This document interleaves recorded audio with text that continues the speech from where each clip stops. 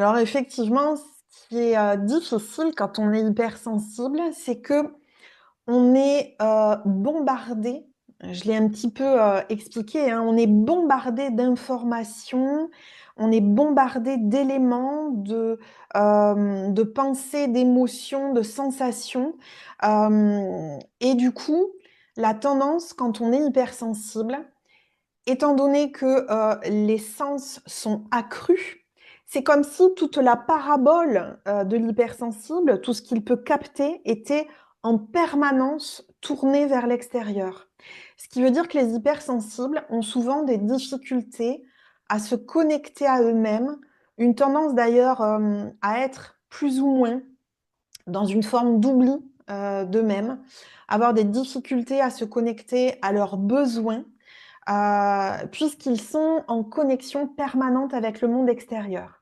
Ce sont en plus des personnes qui ont un besoin d'être en lien qui est très fort. Donc souvent, ce sont des personnes qui à la fois ont ce besoin de solitude, j'y reviendrai un petit peu plus tard, mais qui ont aussi ce besoin d'être voilà, en connexion avec des congénères, avec peut-être aussi des animaux. C'est d'ailleurs plus facile souvent avec les animaux qu'avec nos congénères.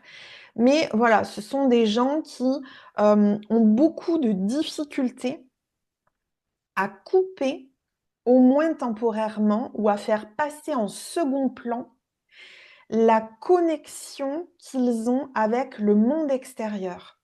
Ça veut dire la connexion avec les autres, la connexion avec tout ce qui est éléments perturbateurs, tout ce qui est bruit, tout ce qui est sollicitation permanente, dans un monde où actuellement, en plus, nous sommes ultra connectés. Alors, ultra connectés, mais à l'extérieur, hein, pas à nous-mêmes, hein. C'est d'ailleurs l'écueil majeur. Ça c'est le gros défi, je dirais, de l'humanité, de se connecter à soi, et encore plus chez les hypersensibles. L'hypersensible, en 2 secondes, même s'il est concentré sur ce qu'il fait, en 2 secondes, il peut capter quelque chose et hop, tourner son attention sur ce qu'il a capté et sortir complètement du rail dans lequel il était. Donc ça peut amener des effets sur sa manière de travailler hein, aussi, sa manière de produire, sa manière de penser, sa capacité effectivement à se connecter à lui-même, hein, j'en parlais juste avant. Et il faut vraiment voir l'hypersensibilité comme une porosité. C'est une porosité à l'environnement et à tout ce qui est autour de nous quand on est hypersensible. Donc, cette porosité, il faut bien voir que c'est à la fois une chance phénoménale parce que c'est une opportunité grandiose, et dans grandiose, hein, dans le langage des oiseaux, grandiose, ça veut bien dire ce que ça veut dire, hein, c'est que c'est une opportunité de grandir à quelque chose, parce qu'on est en contact, quand on est hypersensible, vraiment à tout un tas d'éléments. On peut être en contact, voilà, c'est une richesse d'être en contact. Et en même temps, c'est aussi l'écueil majeur quand on a des difficultés à, à garder cette connexion à soi-même. Et puis, j'ai envie de dire, ça dépend aussi, cette porosité, à quoi elle se plug, à quoi elle se connecte.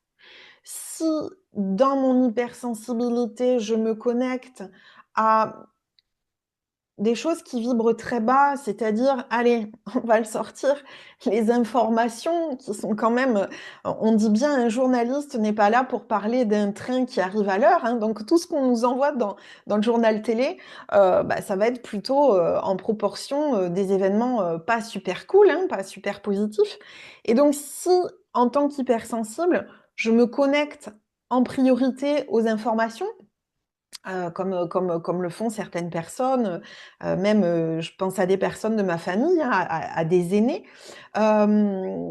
sous prétexte qu'il faille bien sûr rester à l'écoute hein, du monde dans lequel on vit, et voilà, je suis OK avec ça, hein. Mais ce qu'on ne se rend pas compte, c'est que quand on est dans ce type de connexion-là, eh bien, la porosité va faire que ça va encore plus nous toucher que quelqu'un qui n'est pas hypersensible. J'ai un exemple tout bête à donner. La semaine dernière, j'étais au sport et puis sur mon tapis de marche, il y avait 3 téléviseurs grands écrans devant moi. Et puis tout d'un coup, une info qui passe à la télé, même s'il n'y a pas le son, les images marquent énormément. Et là, on voit en fait une image dramatique. Et en fait, je me suis rendu compte que j'ai eu une fraction de seconde, parce que j'en ai l'habitude, j'ai eu une fraction de seconde pour dire si j'étais OK ou pas pour que cette information vraiment pénètre à l'intérieur de moi de façon très puissante.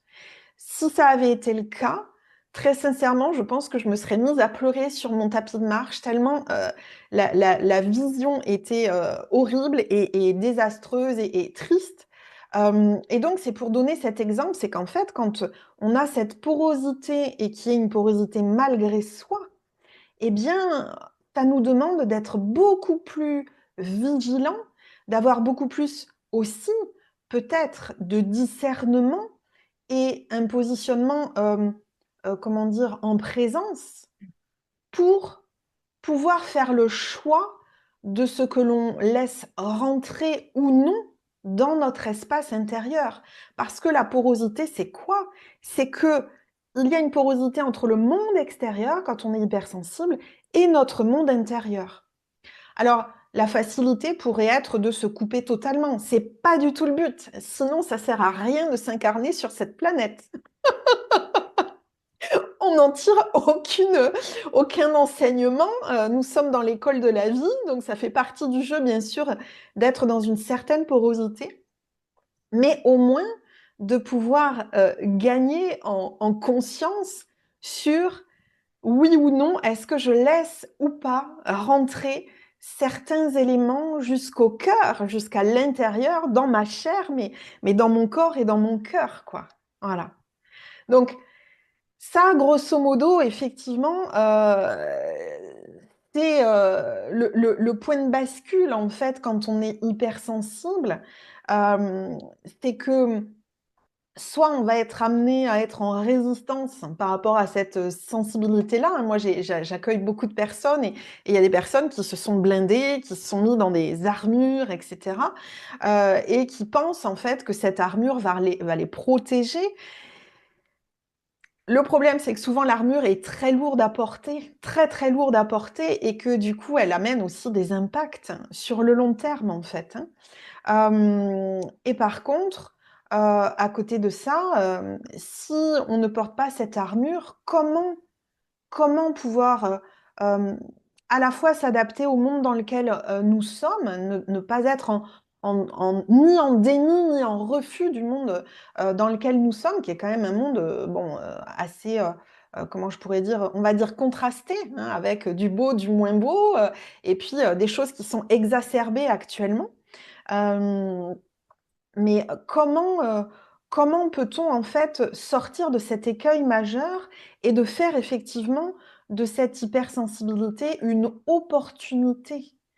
C'est-à-dire une opportunité de vie, une opportunité qui va nourrir en fait notre grandiose, nourrir notre entendement profond, hein, nos compréhensions du vivant, et puis voilà, par contre, ne pas se noyer là-dedans. Donc ça, c'est vraiment toute la thématique des défis et des forces uniques en fait de l'hypersensibilité.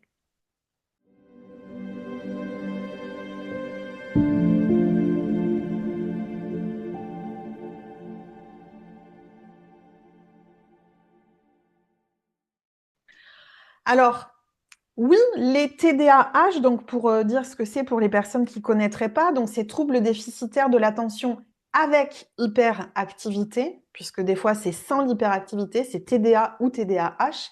Oui, bien sûr, il y a une hypersensibilité chez les personnes qui ont cette étiquette médicale du TDAH. Oui, bien sûr, il y a une hypersensibilité.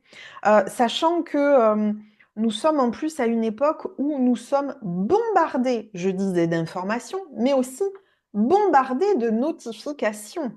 Que ça Ah oui? soit des notifications sur nos téléphones, sur nos ordinateurs, sur nos tablettes, enfin, j'en passe et des meilleures. Toutes les applications auxquelles, nous sommes, connectés et abonnés, donc oui, quand on a un trouble déficitaire de l'attention avec hyperactivité ou sans hyperactivité, il y a bien sûr une présence de l'hypersensibilité. Ce sont aussi des personnes que j'accueille. J'ai des personnes, effectivement dans ma clientèle qui ont ce type de trouble.